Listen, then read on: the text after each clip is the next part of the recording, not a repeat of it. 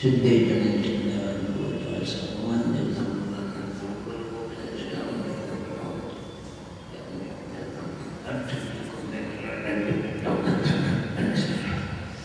श्री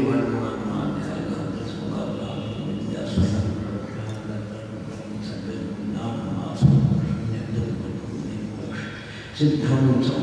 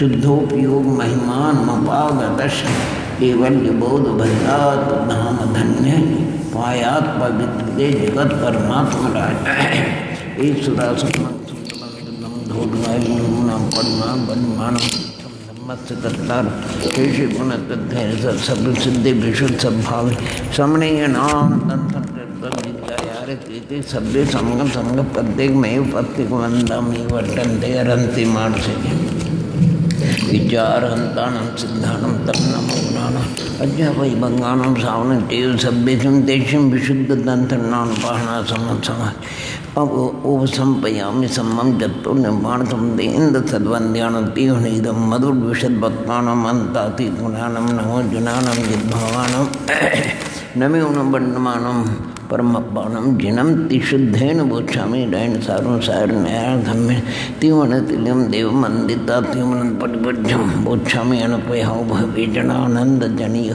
ये नात्मा बुद्ध्यत्मात्मै परत्पर नैविचा प्रवक्ष्यान्त बोधाय तस्मै सिद्धात्मने जयन्ति यक्षा मत्तो विभारती विभूतये तीर्थकृतो निहितो कृतोप्य निहितु शिवाय धात्रे सुखताय विष्मेन जनाय तस्मै सकलात्मने श्रुते लिंगेन यथात्म समायुतांत कर्णेन सम्यक समीक्ष कैवल्य सुखस परिणाम विचित्र महात्मान मथाभिध्याक्षी यत्स स्वयं स्वभावती स्वभावे रत्न कर्मण तस्में संज्ञान रूपाय नमस्तु परमात्मनि तज्जयति परम ज्योति समन संस्थित पर्याय दर्पण तर्ज सकला प्रतिफलित पदार्थ मालिकाय परमात्मा से जीवन निशुद्ध जातंद सिंधु विधान सकल नैविक सिद्धानम विरोध मथनम नमामि निखा लक्ष्मी निवास निलम निलन ददाय रति वीरम आत्मानुशासनम बक्षे मोक्षाय बंध नम्यूनं जिनं दिनम अनंत प्रणानंद संबोक्षामि नियम सारम केवली सद केवली भनिम ज्ञान लक्ष्मी नाश निष्पानंद नंदितम निश्चितार्थ भज नवमी परमात्मानमव्ययम ब्रह्माद महावीरान धर्म तीर्थ पड़कांत सोटमुखनाय काम पदाम ध्यान निजाश शांति सिंधुम तथा नत्वा स्वधर्म सुगदम है शांति संदर वरोड लिखते थे विश्व शांति नम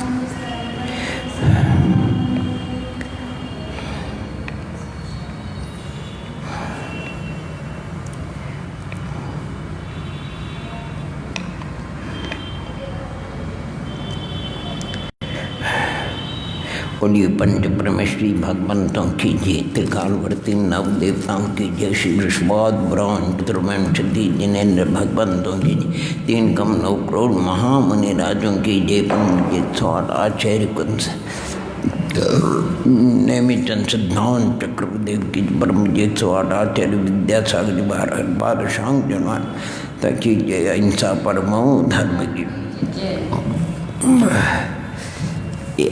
अपूर्व कर्ण का भी जरा सा ऐसा चार्ट बना लो, यानी सबसे 1 2 3 4 5 6 7 8 समय लिखो, फिर लिखो सबसे पहले समय में कितने परिणाम है, 400 कितने हैं 48 जो, फिर 16 बढ़ते गए नहीं, तो यूँ करके दूसरे समय में तीसरे समय में कहाँ से कहाँ तक है। अपूर्वकर्ण में अनुक्रष्टी रचना तो होती नहीं, 448 के बाद फिर आगे 449 से लेकर के वो ऐसा ये पूरा एक चार्ट बना लो। 8 समय का, प्रत्येक समय में इतने परिणाम, तो संख्या में भी वृद्धि होते गए और विशुद्धि में भी बहुत बढ़ते गए। और प्रथम समय में जो परिणाम वो सब माने पहले समय में ही होते हैं, दूसरे समय में नहीं। दूसरे समय में जगन्य भी विशुद्धि होगी तो प्रथम समय की उत्कृष्ट विशुद्धि से अनंत गुणे होगी। इसलिए इस गुणस्थान यानी अपूर्व कहलाते हैं। और कहाँ से कहाँ तक ये बना लेना चीज़ है। अच्छा, आधा कर्ण का चार्ट आपको अच्छी तरह समझ में आ गया। अब आगे चल करके अनिवृत्तिकरण की तो अगर आकार संदर्भ बनाओ तो ऐसी 1 लाइन, फिर 1 लाइन, फिर 1 लाइन, फिर 1 लाइन, 1 2 3 4 समय रखो। पहले समय भी 1 लाइन खींच दो, दूसरे समय भी 1, तीसरे समय में भी 1, चौथे समय में भी 1। इसका मतलब कि एक जितने भी जीव प्रथम समय में होंगे सबके परिणामों की विशुद्धि समान होगी। अंत दूसरे समय में जितने उनके समान होगी तो अनंत गुणे, लेकिन समान तीसरे समय समान, चौथे समय ऐसे लाइन लगा करके 1 2 3 4 समय हो गए, फिर लाइन ये बस ऐसा। यानी चाहे कितने भी जीव होगा परिणामों की संख्या भी जितना है उतना ही है, अधिक परिणाम नहीं है। अनिवृत्तिकरण के जितने समय उतने ही परिणाम होते हैं। इस प्रकार ये 3 प्रकार के परिणामों का आचार्य भगवंत ने प्रसंग पा करके करना तो चाहिए। प्रथमोपम सम्यक्त के पूर्व में इनका वर्णन करना चाहिए, लेकिन प्रसंग है गुणस्नानों का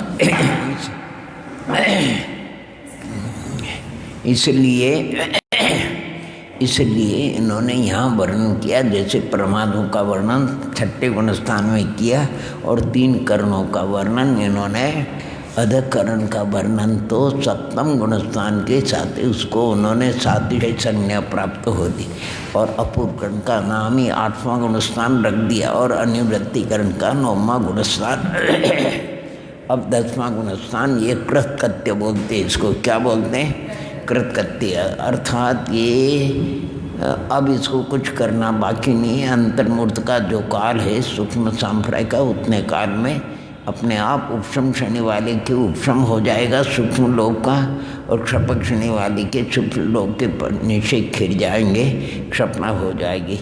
उपशम शनि वाला 11वां यानी यथाख्यात चारित्र को प्राप्त कर लेगा, औपशमिक चारित्र को प्राप्त कर लेगा। 2 क्षुद्र भव उसका काल है।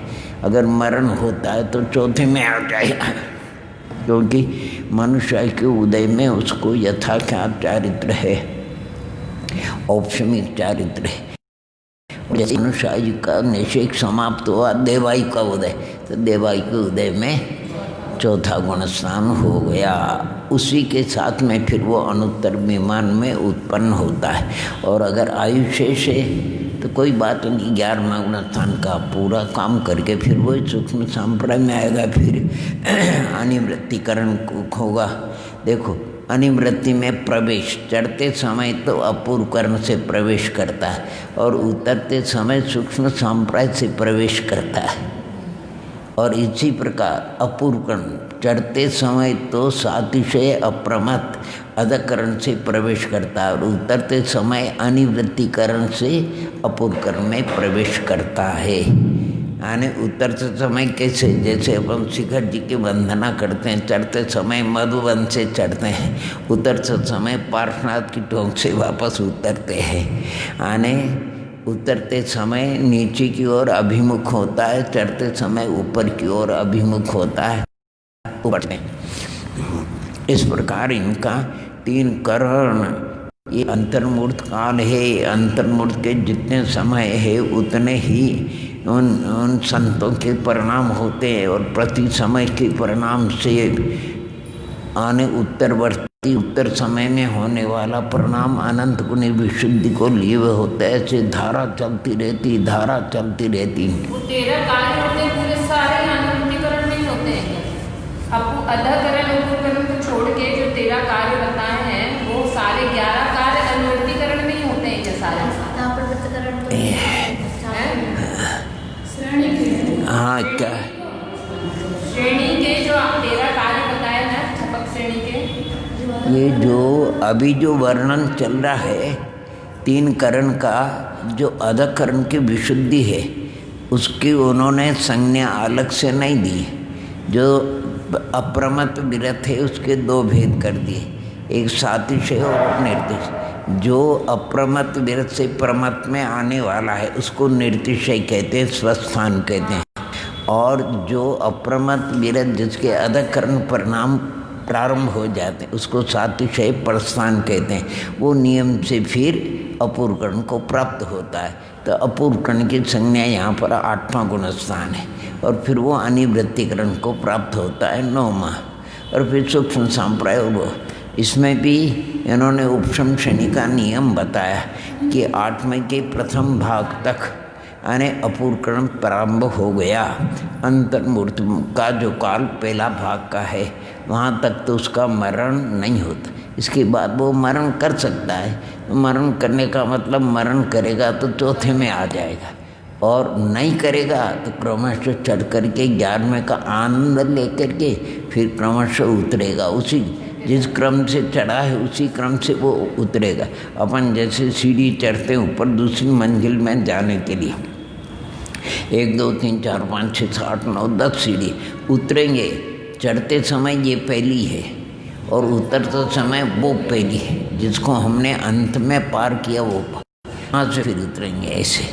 और चढ़ते समय इधर से चढ़ते हैं। इसलिए अधकरण सातिशय अप्रमत्त अपूर्ण करके अभिमुख अपूर्वकरण हुआ, फिर क्रमश चढ़ते चढ़ते आने अनिवृत्तिकरण, फिर सूक्ष्म संप्राय, और फिर उपशांत माने औपशमिक चारित्र को प्राप्त हो गया। ये आनंद अंतर्मूर्त का काल है, और वो वहाँ जा कर के आनंद यथाख्यात चारित्र का आनंद लेकर के फिर वो क्रमशः उतरता है।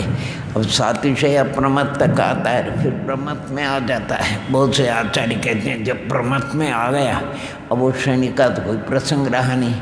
वो 5वें गुणस्थान में भी आ सकता है, चौथे में भी आ सकता है, कोई कहते हैं दूसरे में भी आ सकता है, पहले में भी आ सकता है। जिसके अनंतानुबंध का विषयोजन नहीं हुआ वो दूसरे में आ सकता है। मिथ्यात्व विद्यमान है तो वो पहले में भी कहाँ 11वें गुणस्थान में आनंद लेकर के। और उन्हें मुनिराज से पूछे आप कहाँ थे? अरे हम तो केवल ज्ञान के पास में पहुँच गए थे, जरा सा दूर था, और फिर उतर करके आप पहले गुणस्थान में मिथ्यात्व में आ गए। ओहो, क्योंकि उनके द्वितीय सम्यक्त था, क्षायिक सम्यक्त चौथे से नीचे नहीं आते। जो क्षायिक सम्यक दृष्टि उपशम शनि चढ़ते नहीं वो गिरेंगे तो चौथे से नीचे नहीं आते। ये तो द्वितीय संवाले हैं, और इनके अनंतानुबंध की विसर्जना हो गई वो तो दूसरे में जाएगा नहीं, और नहीं हुई है तो फिर वो दूसरे में भी जाते हैं। और दूसरा वाला नियम है कि वो पहले में, तो पहले में क्या अंतर्मूर्त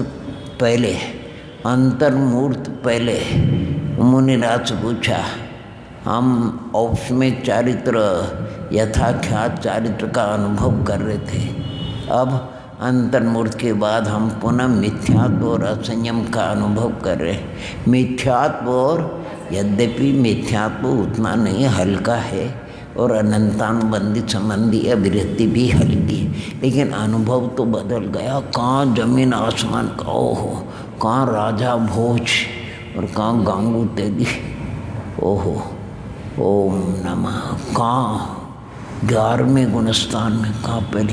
लेकिन वो कहते कोई बात नहीं, हम आ गए हैं, ये तो वस्तु स्वरूप है, लेकिन हमको नुकसान ये हुआ कि केवल ज्ञान, अगर हम क्षपक क्षणी चढ़ते तो केवल ये को प्राप्त हो जाते, क्षपक क्षणी नहीं चढ़े और उपशम क्षणी चढ़ गए थे, इसलिए हम अभी पुरुषार्थ करते। वो पहले में आए और फिर पुरुषार्थ किया उन्होंने, फिर अप्रमद दशा को प्राप्त हो गए, फिर अप्रमद दशा में झूले और फिर उन्होंने केवली शुद्ध कावली के पाद मूल में और जो 3 करण की विशुद्धि से अनंतानुबंधी देव के 4 पर्व करके संयोजन करके उसका, और पहले हो गई तो ठीक है, अब नहीं हो तो उसकी विदाई कर दी और विश्राम लेके, और फिर 3 करण के द्वारा मिथ्यात्व का माने क्षपना करके मिथ्यात्व को सम्यक प्रकृति निर्जरा और सम्यक मिथ्या सम्यक प्रकृति निर्जरा और प्रत्यत्य होकर के क्षायिक सम्यक दर्शन को, अब वो क्षपक क्षणी चढ़ेंगे, क्षपक क्षणी चढ़ करके आत्मा नौ और देखो 13वें गुणस्थान में पूछ गए। वहाँ पर उनको कोई पूछेगा आप क्या, आपकी यात्रा कैसी है? अरे हम अंतर्मूर्त पहले यथाख्यात चारित्र का आ गए थे, लेकिन उपशम क्षणी से आए थे, हमको एक केवल की प्राप्ति नहीं, और फिर पहले में चले गए, हम मिथ्यात्व का अनुभव किया अंतर्मूर्त के लिए, और फिर यहाँ आकर के क्षपक क्षणी चढ़ करके अंतर्मूर्त में हम 11वें से पहले से हम 13वें में, क्या वस्तु स्वरूप है। ऐसा भी जीव परिणामों की विचित्रता होती है, बाहर में किसी को पता ही नहीं लगता है, उन्हें रात जितना काम कर गए। ओह, और वज्रवशम नारासन था, सब तैयारी थी, किसी बड़ी कमी नहीं। और अब उनकी आयु अगर अंतर्मूर्त की रह गई तो बस वो समुद्घात भी हो जाएगा, उसमें तो अंतर्मूर्त काल भी नहीं, तो मात्र 8 समय। हाँ, योग निरोध में जरूर 6-7 अंतर्मूर्त लगते हैं, बादर मन योग, बादर वचन योग, बादर श्वासोच, बादर काचार, ये होगा फिर सूक्ष्म मनोयोग, सूक्ष्म वचन, सूक्ष्म श्वासोच और सूक्ष्म कायोग, ये 8 अंतर्मूर्त लगते हैं। इसके बाद अयुग गुणस्थान अयुरूढ़ी, उसमें भी अंतर्मूर्त का कार्य, और भी चरम समय स्वरूप संक्रम चरम समय में और सिद्धत्व को प्राप्त हो गए, आयु समाप्त हुई और वहाँ सिद्धालय में पहुँच गए। अब वहाँ बातचीत हो रही, आपका क्या हाल चाल है? अरे साहब हमारी बात मत पूछो, हम आने यथाख्यात चारित्र का उपशम क्षणी चढ़े, हमने यथाख्यात चारित्र का अनुभव किया और पुनः हम गिरे और पहले गुणस्थान में पहुँच गए, फिर हम चढ़े और फिर हमने अनंतानुबंध की विसर्जना दर्शन की क्षपरा 13वें गुणस्थान में और समुद्घात भी किया, योग निरोध किया और 14वां गुणस्थान में भी चरम समय लिया। अंतर्मूर्त में हम देखो इतना घूम करके आ गए, अंतर्मूर्त में इतना घूम जाते हैं, परिणामों की बड़ी विचित्रता है। अंतर्मूर्त पहले औपस्मिक चारित्र, अंतर्मूर्त में मिथ्यात्व, फिर अंतर्मूर्त में क्षपक क्षणी क्षायिक चारित्र, फिर 13वें गुणस्थान 14वां गुणस्थान और फिर सिद्ध अवस्था को प्राप्त हो गए। इसलिए इन सब ये परिणामों की धारा चलती है। और इधर कर्मों की ओर देखना, कर्म में क्या क्या कार्य होते हैं, हजारों कार्य होते हैं, लेकिन मोटे रूप से 8 कार्य बताए। कितने? 4 2 6 3 9 कार्य, माने 9 कार्य। नंबर 1 स्थिति बंधावसरण, यानी बंद होने वाले, माने जो जितने भी प्रकृति वहाँ बनती उन सबकी स्थिति स्थिति घट घट करके बनती अपने आप। विशुद्धि परिणाम के पुण्य प्रकृतियों में अनुभाग चतुस्थानी आप प्रकृति में विस्तानी। और ये काम तो चलेगा, खूब अच्छे चलेगा। और फिर सत्ता में बड़ी स्थिति घटेगी सभी के। अनुभाग पाप प्रकृतियों का कम होगा। गुण शून्य जो रचना हो जाएगी ना, वो तो उदय भी उसका काम भी हो जाए और गुण संक्रमण भी हो जाए। और फिर अधस्तन स्थिति छोड़ करके अंतरकरण हो जाएगा और फिर उपरित स्थिति का सदवस्था उपशम हो जाएगा। यानी इस प्रकार की ये प्रक्रिया होती है। क्षपक्षणी वाले की भी होती। तेरा कार्य बताए उसमें, यानी अधकरण, अपूर्ण, अनिवृत्तिकरण और बंधावसरण, स्थिति, सत्वापसरण, क्रमकरण। क्रमकरण में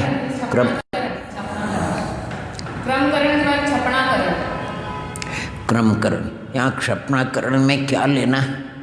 21 प्रकृतियों की छपड़ा करेगा। 21 प्रकृतियों की 21 ओम नमः। क्षपणाकरण में क्या लेंगे? 21 प्रकृतियों की छपना करेगा ना। यहाँ क्षपणाकरण में सुनो, ओम ने क्षपणाकरण में 9 में के 9 भाग होते हैं।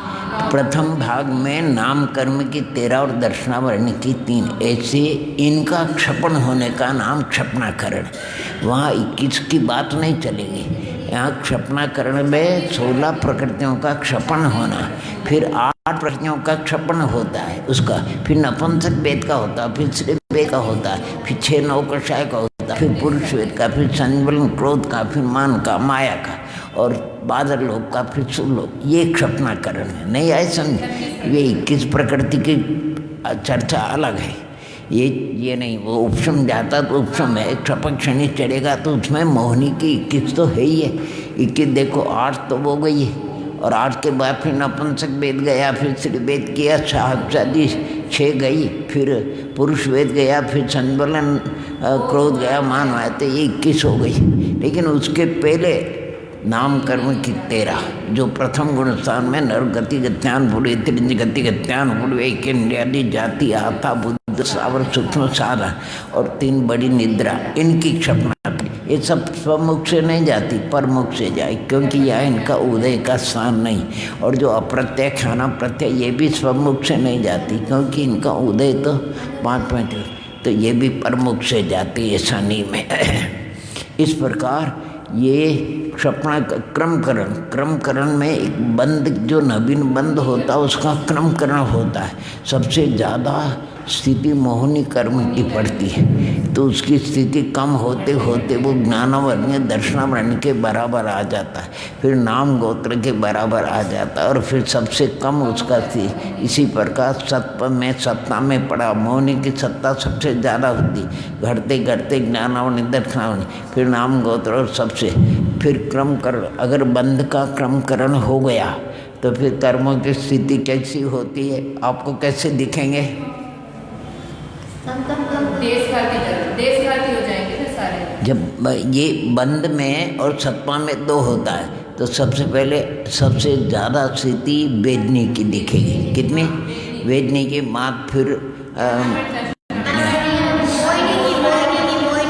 ओम नमः ओम, वेदनी के बाद नाम और गोत्र की, इसके बाद ज्ञानावर्ण दर्शनावर्ण अंतराय, इसके बाद मोह, क्योंकि मोह को पहले क्षपण होना, इसके बाद ज्ञानावर्ण दर्शनावर्ण अंतराय, इसके बाद नाम गोत्र तो अगात्य, वो बाद में होगा। ये बंद में भी इस प्रकार का होना, उसका नाम क्रमकरण कहते हैं, और सत्ता में भी इसी प्रकार का होना, उसका नाम क्रमकरण है।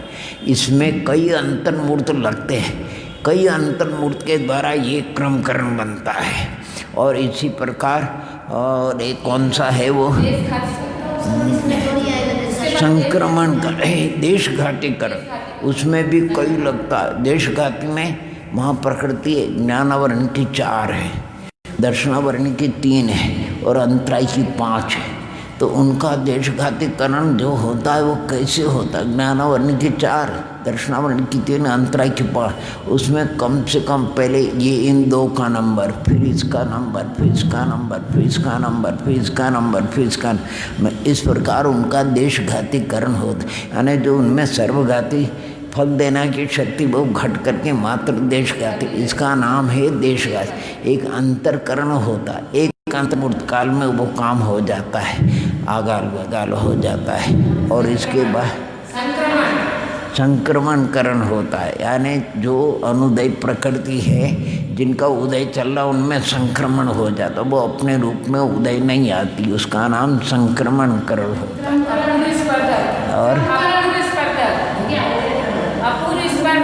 और अपूर्व स्पर्धक होते हैं, यानी आत्मज्ञान के चरम समय तक जो फलदान देने की शक्ति होती है, जो परिणामुक्ति विशुद्धि से कम होती, आत्मगुणस्थान के चरम समय तक उनको पूर्व स्पर्धक कहते हैं। अब नवमें गुणस्थान की विशुद्धि से उनका अनंत गुणा अनुभव कम होता है, उसका नाम अपूर्व। और विशुद्धि से तब बाधक और होता है तो सूक्ष्म, इसका नाम है अपूर्वकरण, माने पूर्वकरण, अपूर्वकरण, बादर कृष्टि और सूक्ष्म कृष्टि। और सूक्ष्म कृष्टिकरण हो गया, कृष्टि वेदन भी होता है, कृष्टि वेदन होता है। और सूक्ष्म कृष्टि का वेदन तो 10वें में होता है। बादर कृष्टि का 2 भाग है और फिर एक भाग सूक्ष्म कृष्टि का है।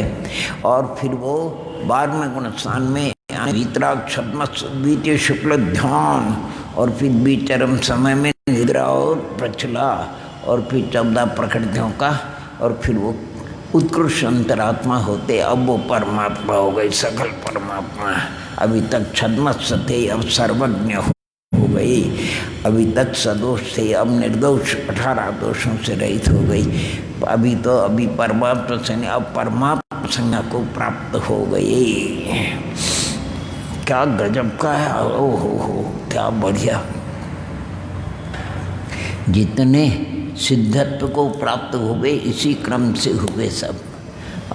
13वें गुणस्थान में, 13वें गुणस्थान का जगन्य काल अंतर्मूर्त है। उत्कृष्ट काल अगर किसी को 8 वर्ष अंतर्मूर्त के बाद 13वां गुणस्थान हो गया तो 8 वर्ष अंतर्मूर्त कम 1 कोटि पूर्व तक उस गुणस्थान में रहेंगे। कोई उनका कोई तकलीफ कुछ भी नहीं होती, ना आराध का प्रसंग, न भोग शुदा वगैरह। 8 वर्ष अंतर्मूर्त कम 1 कोटि पूरा। फिर उनके 3 आयु के बराबर कर्म की स्थिति हो जाती तो समुद्घात का भी कोई प्रसंग नहीं होता। हाँ, योग निरोध तो बराबर क्रम से होता है। और फिर 14वें गुणस्थान को प्राप्त हो करके निरंग निस्तरंग, निरंग 14वें गुणस्थान तक निरंग तो है, निस्तरंग नहीं है। अभी प्रदेशों में परिस्पंदन चलता है, और जब निरंग निस्तरंग हो जाते हैं तब 14वां गुणस्थान होता है। वो निरंग निस्तरंग 18,000 शिलों की पूर्णता हो जाती, 84 लाख उत्तर गुणों की पूर्णता हो जाती, संबर की पूर्णता हो जाती, निद्रा की पूर्णता हो जाती, आश्रबंध का पूर्ण अभाव हो जाता, और तप की पूर्णता, आभ्यंतर तप की पूर्णता होती, ध्यान तप की पूर्णता, शुक्ल ध्यान की और चतुर्शुक्ल ध्यान की पूर्णता, परम यथाख्यात अनंतर समय में ओम नमः। यहाँ वो रहना चाहते तो यहाँ नहीं रह सकते, क्योंकि ऊर्ध्वगमन स्वभाव है, और आगे जाना चाहते तो नहीं जा सकते, धर्मास्तिकाया भाव है। साधी अनंत काल के राजित हो जाएंगे, अक्षय अधीन आनंद में मग्न अनंत सिद्धों के बीच में चले जाएंगे। भगवान सभी भव्यात्माओं को ये हो जाए, आनंद होता है, आनंद होता है। तो चलिए अब 10वें गुणस्थान का अपन पढ़ेंगे, है न? 10वें गुणस्थान का आप चलिए, पहले का भी आपको थोड़ा सा पूछ लेंगे।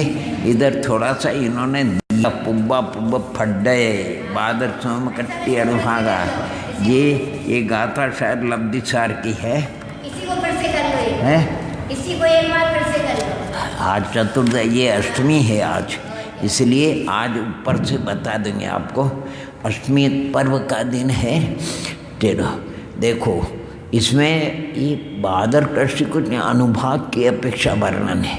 अनुभाग में क्या होता है? अपूर्व करण के चरम, उसकी विशुद्धि के बाद से क्षपक क्षण चलने वाला है, और अपूर्व करण के चरम समय में, अनंतर समय में अनिवृत्तिकरण परिणाम आने वाला है। वहाँ तक परिणामों की विशुद्धि से जो अनुभव कम होते हैं उन सबको पूर्व स्पर्धक यानी 64 डिग्री का, और फिर अनिवृत्तिकरण परिणामों की विशुद्धि से जो अनुभाग कम हुआ, अनुभाग कम यानी पाप प्रकृतियों का हो, तो फिर वो 16 डिग्री रह गया। कितने डिग्री रह गए? तो उसको कहते हैं अपूर्व स्पर्धा। और फिर कम हो गया, 4 डिग्री रह गया तो उसको बादर कृष्टि कहते हैं, और 1 डिग्री रह गया तो उसको सूक्ष्म कृष्टि कहते हैं। ये काम होता है, अपने आप काम होता है, कोई करना नहीं पड़ता है, वो तो परिणाम की विशुद्धि की धारा चलती है और अपने आप काम होता है। ऐसे जितने तीर्थंकर महापुरुष हुए उनको भी यही क्रम, और जो सामान्य केवली इतर केवली उनको भी, तीर्थंकर केवली बाहर का अंतर लेता, अंदर में कोई अंतर, उनको भी ये सब सीढ़ियाँ पार करनी पड़ती है, तब जा कर के उनको अनंत अवस्था प्रकट होती है। हाँ, तो अब संक्षेप में आने 14 गुणस्थानों के दृष्टांत। 14 गुणस्थान क्योंकि आत्मा की परिणाम है और समझ में इनके लिए दृष्टांत। तो पहले गुणस्थान का दृष्टांत, पीठ पर वाला, उसको मीठी चीज भी कड़वे लगती, ये स्थूल कथन है। अर्थात जिसको आत्म कल्याण की बात, आत्महित का कारण जो रत्नत्रय धर्म है, 10 लक्षण धर्म है, वस्तु स्वभाव है, जीवों के अहिंसा धर्म है, वो उसको अरुचिकर होता है, उसमें उसका मन नहीं लगता है, अन्य कामों में लगेगा। ये पहले। दूसरे का दृष्टांत, हाँ, गिरना, रत्न पर्वत से गिरना और मिथ्यात्व भूमि के अभिमुख होना। तीसरे का दृष्टांत,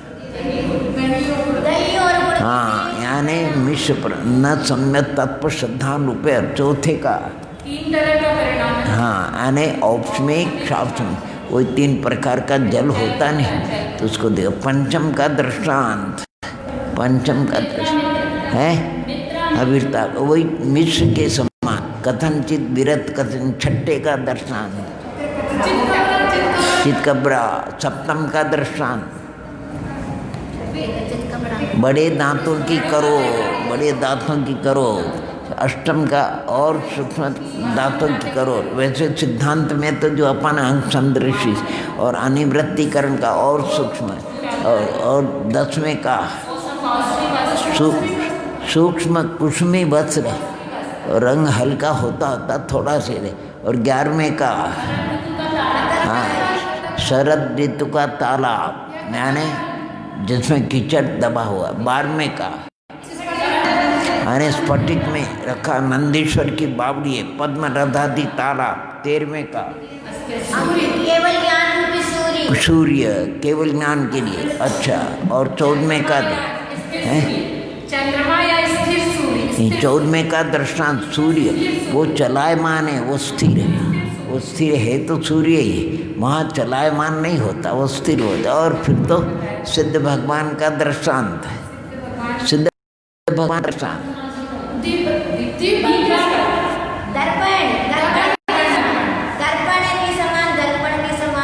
हाँ, सिद्ध भगवान का दृष्टांत, सिद्ध भगवान का दृष्टांत। सुनो, सिद्ध भगवान का दृष्टांत जो होता है ना, ओम ओम ओम नम, वो देखो शरीर से रहित होते हैं, द्रव्य कर्म से रहित होते हैं, नौ कर्म से रहित होते हैं, भाव कर्म से रहित होते। तो सिद्ध भगवान किसके समान है? देखो, शरीर से रहते, शरीर से रहते, नौ कर्म और द्रव्य कर्म से रहते और भाव कर्म से भी रहते, तो किसके समान?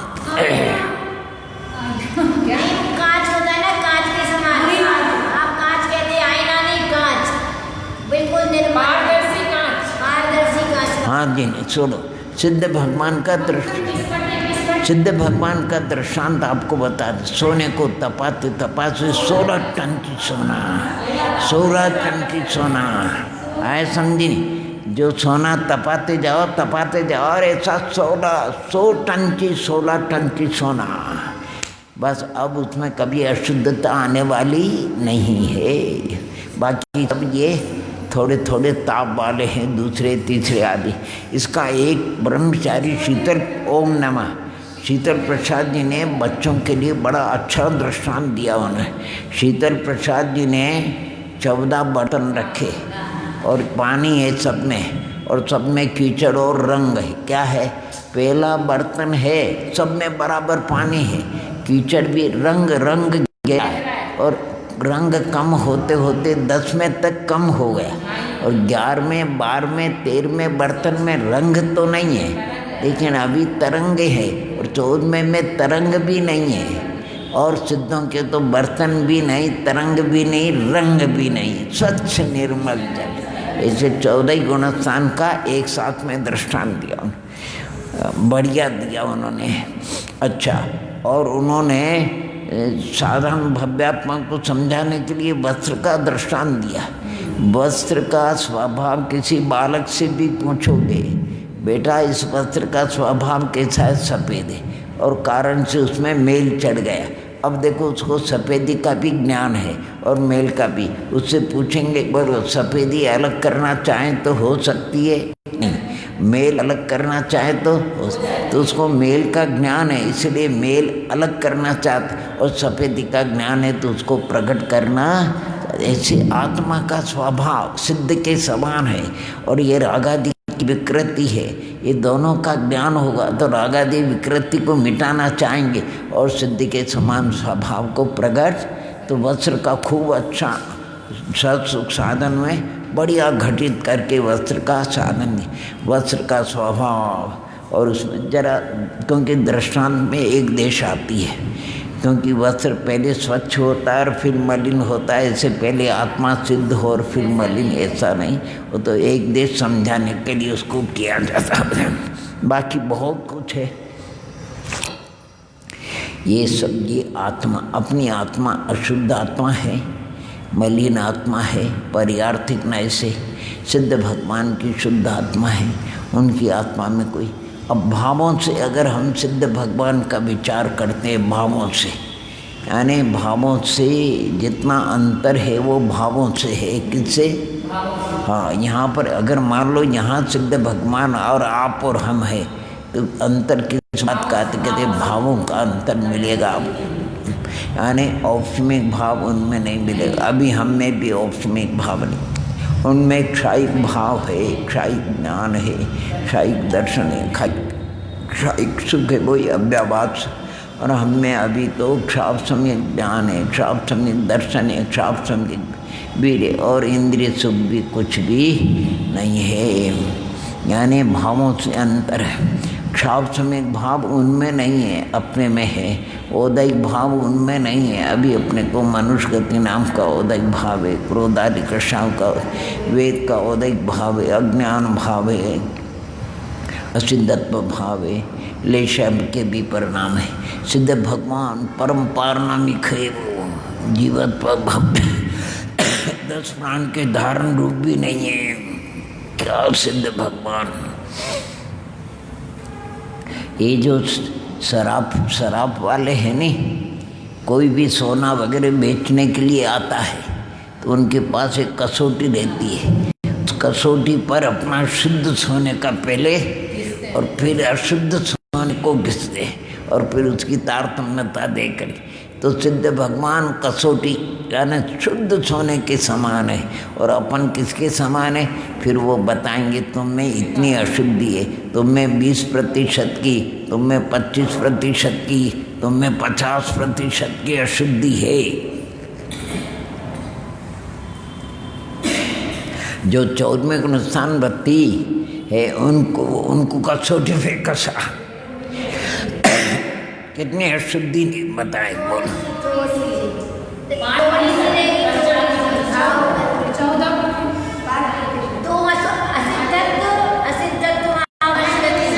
अभी उनमें 1% अशुद्धि रह गई। कितनी?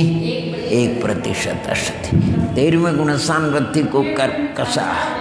अभी उनमें कितने? उसमें 90% शुद्धि, 10% अभी अशुद्धि है। कौन के? 13। बाद में गुणस्थान वृत्ति को देखा तो 80% शुद्धि है, 20% अब इसी प्रकार उतरते उतरते आइए प्रथम गुणस्थान में अभी 100% अशुद्धि है। कितने? हाँ, ऐसे इसी ढंग के दूसरे में जाओगे तो फिर 10%, इसमें जाओगे 20%, चौथे में जाओगे तो 40%, पाँचवें में जाओगे तो 45%, छठे में जाओगे तो 50%, आधे पार गए। फिर साथ में जाओगे तो 60% जो भी हो, साथ में 7 विषय वगैरह 55 और फिर 60 कर लो। फिर 8वें में जाओगे तो 70%, 9 में जाओगे तो कर लो 75%, 10 में जाओ तो 80% कर लो। फिर 11वें को छोड़ देना, 11वें 85, 12वें का चलो 90%, फिर और तुरंत को 95%, 99% और 100%। ये हो गया अपना का यानी क्या बढ़िया आत्मा के उनकी शुद्ध होते होते पूरा शुद्ध हो गया, शुद्ध हो गया स्वर्ण।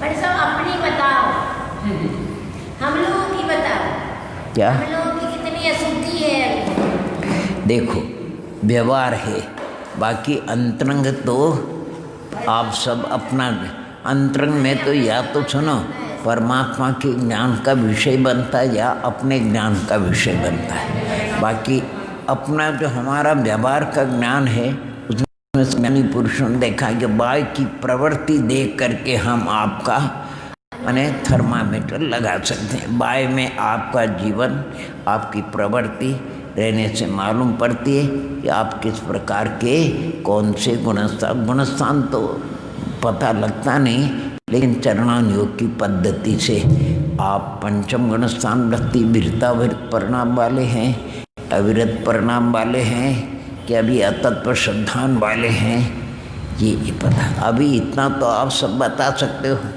किसी को 6ठा 7वां गुणस्थान तो है नहीं आए समय कोई आर्य का मुनि तो है नहीं चरणान योग की पद्धति। अब चरणान योग की पद्धति से आप व्रती हैं, कोई 2 3 प्रथम आदि, इसलिए हम मोटे रूप से कह सकते हैं आपके वीरता विरत के परिणाम है।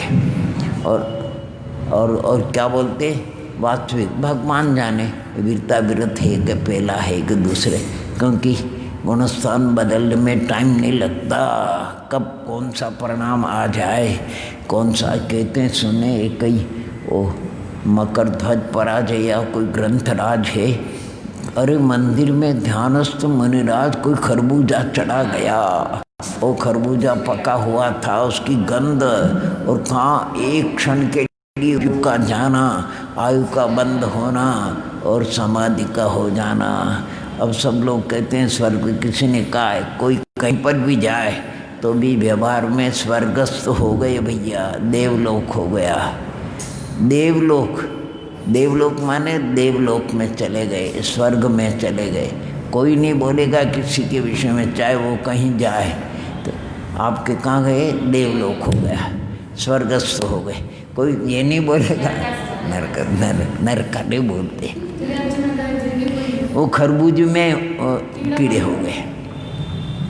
परिणामों की जो भजन बोलते नहीं, देखो प्राणी परिणामन की एक आदर्श गुणस्थान चढ़ी गिरत किंचित उन अर्धपुत्र और नित्य निगोद से कड़ी करी 8 वर्ष के बाद सम्यक तो लई भरे मुक्ति प्राणी। देखो परिणामन की परिणामों की बड़ी विचय। देखो ये तो उनकी बात है, अपन है नहीं यहाँ बैठे। अब हम चिंतन करते करते करते चिंतन बहुत अच्छा चिंतन सिद्ध भगवान का, अनंत भगवान का या पंच ब्रह्मेश का उनका चिंतन करते करते एक क्षण के लिए हमारा उपयोग परिणाम अन्यत्र चला गया, वो गुणस्थान गिर गया। एक क्षण के लिए अगर परिणाम कहीं से भी थोड़ा खिंच गया और कहीं पर भी गया, शरीर की ओर चला गया, संयोगों की ओर चला गया और कोई प्रकार का चला गया, तो देखो गुणस्थान रहा कि गिरा, ये गिर गया। ये गुण, इसका नाम गुणस्थान का गिरना और चढ़ना। ये अपने हाथ की बात नहीं, कब कौन सा गुणस्थान चढ़ जाए और कौन सा, आपको तो अपना चरणानुयोग का पात्र बना करके रखना बस। चरणान्यों की विधि से हमको तैयार रहना चाहिए। कब कौन सी बूंद कब कौन से आ जाए। तो देखो हमने 14 गुणस्थान के प्रत्येक चीज के दृष्टांत भी याद रखा करो। नाम, लक्षण और तीसरे नंबर में दृष्टांत। नाम, लक्षण और तीसरे, जैसे आत्मा कहो कि जीव कहो, उपयोग इसका लक्षण है। दृष्टांत जीव के चाहे दीपक का दो, सूर्य का दो, दर्पण का, 3 दृष्टांत आने आता। दीपक स्वपर प्रकाशक है, इस स्वपर को जानने वाला। सूर्य स्वपर प्रकाशक है। दर्पण जैसे उसमें पदार्थ प्रतिबिंब, ऐसे अपने चेतना में, ज्ञान दर्शन चेतना में पदार्थ प्रतिभाषित होते हैं। पुद्गल, पुद्गल नाम है, स्पर्श गंध वर्ण उसका लक्षण है। और पूर्ण होना और गलना बर्फ के समान उसका स्वभाव। यानी बनते भी हैं स्कंद और बिगड़ते भी, बनते भी हैं और बिगड़ते, बनते भी और बिगड़ते। ये देखो नहीं कितना चल रहा। ओहो, क्या क्या करे, गजब का संसार है। देखो अखंड पत्थर होता है, उसके टुकड़े करते हैं कंकरी, उसको पीसते हैं अर्थात सीमेंट बनाते हैं। और पानी, नदी के पानी से पत्थर घिस करके बालू बन जाती है। और वो बालू है, वो कंकर को ही उन्होंने पीसा, उसकी सीमेंट बनाई है। पत्थर को तोड़ करके कंकर बनाए और फिर मिला करके छत डाली है। फिर वो ठोस हो गया, फिर उसको काटो। ओम नमः। आने क्या संसार में परिणमन हो रहा है। पुद्गलों का विचित्र परिणमन में विचित्र परिणमन। पुद्गल का तो कोई बात नहीं, अचेतन है, जड़ और अनंत काल तक उसका परिणमन चलता है। अरे जीव नहीं होगा तो भी उसका परिणमन कोई रुकने वाला और अच्छा परिणमन होगा। पुद्गल तो कहता है कि भैया तुम चले जाओ, सब सिद्ध हो जाओ, हमारा परिणमन बड़ा होगा। आपके निमित्त से तो और गड़बड़ होता है। ये आपके निमित्त से तो हमारी दशा और बिगड़ती है। ये शरीर देख लो। कहते हम हलवाई मिठाई के रूप में बर्क चढ़ा हुआ मिठाइयाँ सब लोगों को आकर्षित करते, और जो इस शरीर के संयोग में आया उसकी विकृत दशा हो जाती है। तो खुद पुद्गल कहता है कि भैया तुम्हारा हिसाब किताब, तुम्हारे कारण से हमारी बड़ी फजीती हो रही है, बड़ी क्या करें हम। लेकिन ऐसा निमित्त नैमित्तिक संबंध है। यानी पुद्गलों की फजीती अगर वो नहीं होता, हमको ज्ञानावर, अगर तुम विकारी भाव नहीं करते तो हमें ज्ञानावरणादि रूप परिणमन नहीं करना पड़ता। व्यवहार में एक अपराधी है, उसको पुलिस पकड़ करके एक स्थान से दूसरे स्थान उसको कोर्ट वगैरह में ले जा रही। उसको दो दृष्टि से देखो। पुलिस उसको हैरान कर रही है, वो पुलिस को हैरान कर रहा है। अरे पुलिस उसको हैरान नहीं कर रही, वो पुलिस को, अरे अपराध उसने किया, बेचारे पुलिस को परेशानी होना पड़ रहा है। इसलिए कर्म आत्मा को हैरान करता है, ये व्यवहार है। अरे जीव कर्म को हैरान करता है। जीव अपराध नहीं करे तो कर्म को परेशानी नहीं होता है। ये परेशानी करने वाला ये अपराधी है, बेचारी क्या करो उसमें। बचपन में हमारे एक मित्र थे, वो कथा सुनाते थे, तो एक एक व्यक्ति के पीछे एक एक डाकन होती नहीं है, लेकिन वो कथा में कहते थे, वो उसको सता रही थी। एक सामने उसका मंत्रवादी था, उसको वश में करने वाला। तो उस मंत्रवादी से उस डाकन ने कहा तुम बंद करो, आँख बंद करो, कर दी। तो प्रत्येक के साथ में एक एक डाकन लगी हुई, जितने वहाँ पर 10-20 थे, वो सब उसको सता रही। फिर उस मंत्रवादी ने कहा तू आँख बंद कर, तू आँख बंद कर।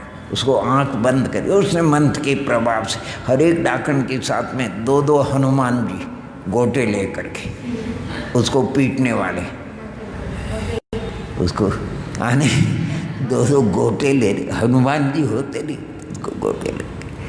आखिर वो भाग गई, उसके सामने चली नहीं, यानी उसकी वो मंत्रवादी बड़ा मजबूत था। इसी प्रकार आत्मा में जब परिणामों की विशुद्धि होती है तो सब भग जाते, ये सब भग जाते, कोई पास में फटकता नहीं। ये वो दूलीचंद जी साहब थे गांव के अंदर, अपन तो बचपन थे, उनका नियम था 4 बजे उठना और जाकर के बावड़ी में स्नान करके आना और मंदिर जाना, और बावड़ी से निकले तो भक्तामृत का पाठ करना। तो वो सुनाते थे। एक दिन वो बावड़ी से जैसे 4 बजे सुबह की स्नान करके निकले और उन्होंने देखा तो उनके पीछे एक सफ़ेद कपड़े वाला और हाथ में छड़ी, वो उनके पीछे लग गया। उन्होंने देख लिया, लेकिन भक्तामृत का पाठ करते रहे। भक्ता हमारा प्रणतमौली कंठस्थ था, तो कहते दरवाजे तक तो वो हमारे साथ में आया और दरवाजे के बाद फिर वो लोप हो गया। ऐसी ऐसी घटना वो उनकी जो भी हो। एक बार बचपन में पिताजी को बुखार हो गया, अब घोड़ा आया नहीं। पिताजी को चिंता, कहीं रात में शेर वगैरह कोई नहीं हो कि जाओ। अब हम डरे तो थोड़े गए और हमको तो नहीं मिला, आ गए, डर गए। तो बुखार में फिर उठाए, चल मेरे साथ में।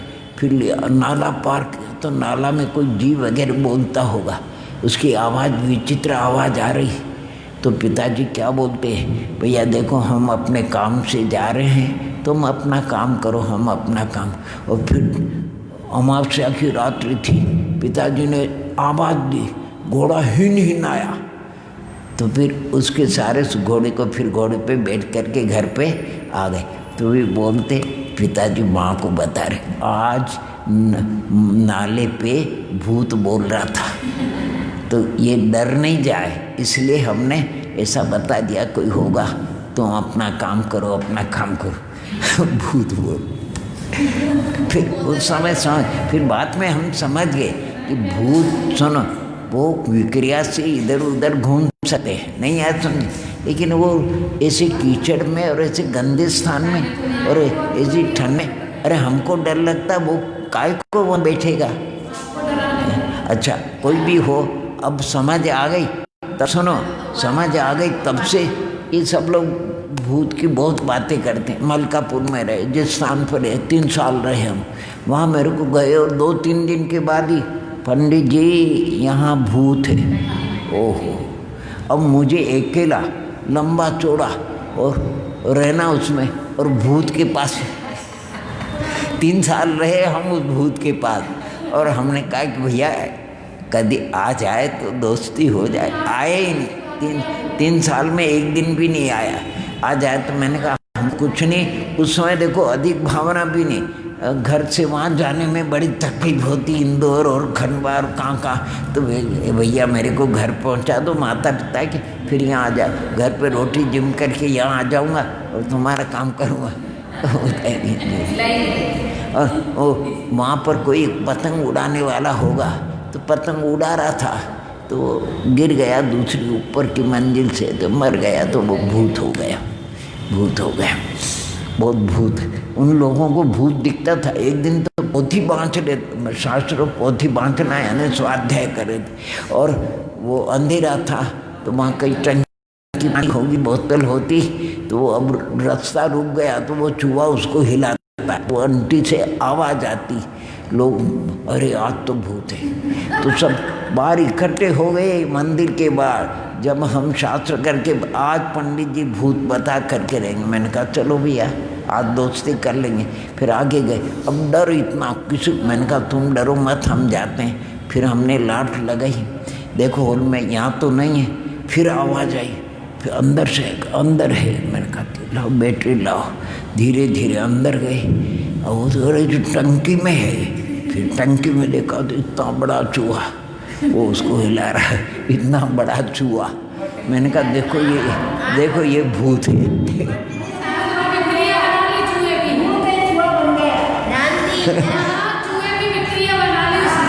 वो भूत नहीं था, नहीं। सुनो तो एक बात है, भय का भूत 90%, 5-10% हम भी मानते, लेकिन भय जिसको होता है तो उसको चारों ओर भूत ही भूत दिखाई देगा। भूत में कुछ बात नहीं। सुनो सही, हमारे काका है, उनकी दुकान है, दुकान लगी हुई है, लेकिन वो परछाई ऐसी पड़ रही थी कि दुकान खुली है और यहाँ खड़े हैं, तो हमारी परछाई जाएगी कि नहीं जाएगी। तो वहाँ लिखता है कि अगर दुकान में कोई आदमी घुस गया, अब उनको आदमी दुकान में घुस गया, फिर एक को बोला भैया देखो मेरी दुकान में आदमी घुस गया, तो 2 हो गए। तो पहले कान था 1, अब कितने हो गए? अब उनका अरे यारो ये तो 2 आदमी, फिर एक को बुलाया तो वो आया, तो अरे ये तो 3 हो गए। तो तीसरे ने कहा भैया ये किवाड़ तुम्हारे देखो बंद है, कहाँ तुम्हें फिर ले गए जाकर, कहाँ भूत है? ये तो परछाई तुमको दिख रही, और कहा ये चोर हो गए। ऐसे होते हैं, परछाई होते नहीं। ये है व्यंतर है, इनके रहने के स्थान खर भाग तिर्यक लोक में रहते हैं, यत्र तत्र विचरण करते हैं। इनके अच्छे स्थान है रहने के। 3 प्रकार के आवास, पूर्व और यानी भवन, 3 प्रकार। भवन नीचे होते हैं, ये पर्वतों के ऊपर होते हैं, वो वृक्षों के ऊपर आवास, और आकाश में होते हैं, उसको पूर्व कहते हैं।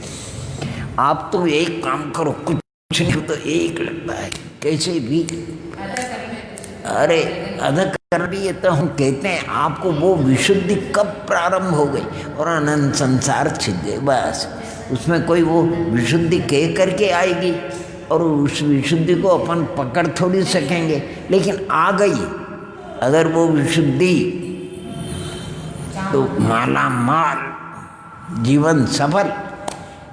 सिद्धों की पंक्ति में जाकर के बैठ जाएंगे।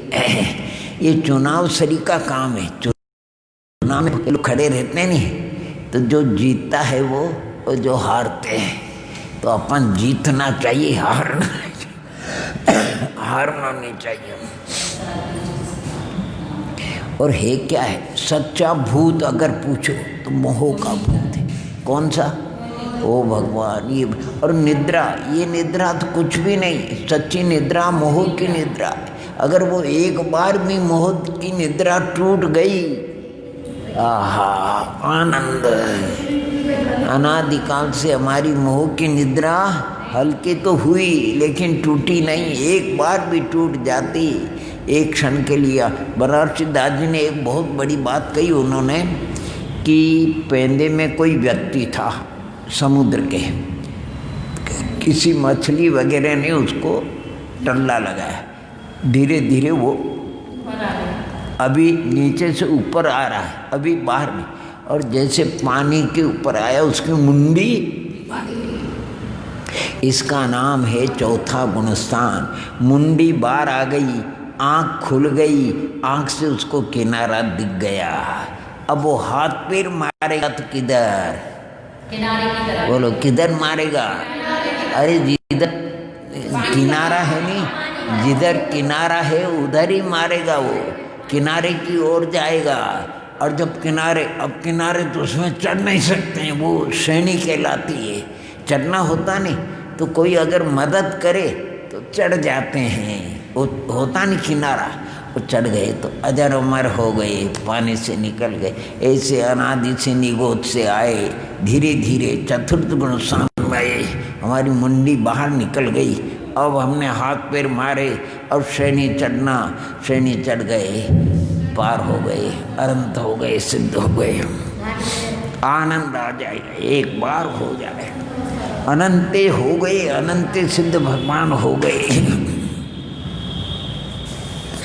अपन ने पुरुषार्थ नहीं किया तो रह गए क्या? अनंते हो गए, अनंत। अरे हिसाब भी नहीं लगा। ये भारत क्षेत्र है, इस अवसरपणी 10 कोड़ाकोड़ी सागर में 24 तीर्थंकर होते हैं, उनके बीच में असंख्यात मुनीश्वर मोक्ष भी जाते हैं। एक 24, इसके पहले कितने 24 हो गई बात?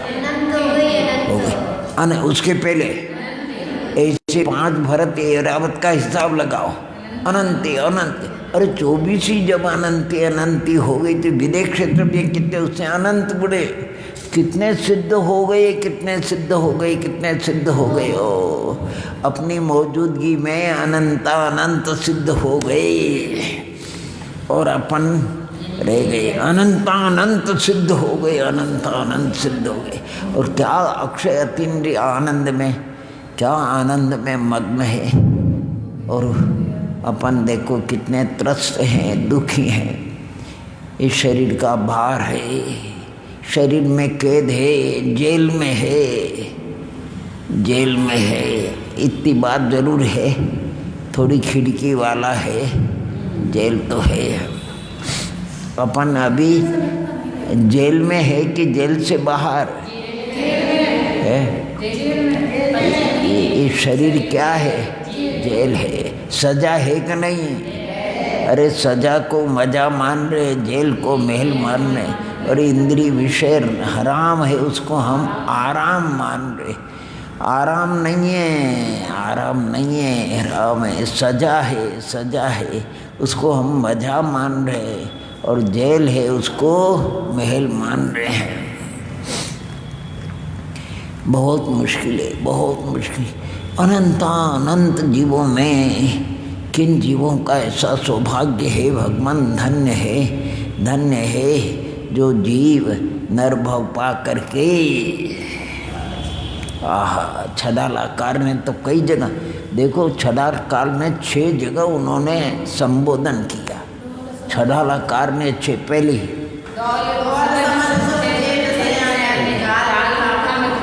पहले अध्याय का नहीं, ओम नम छदालाकार ने 6 जगह अपने आत्मा को संबोधन किया।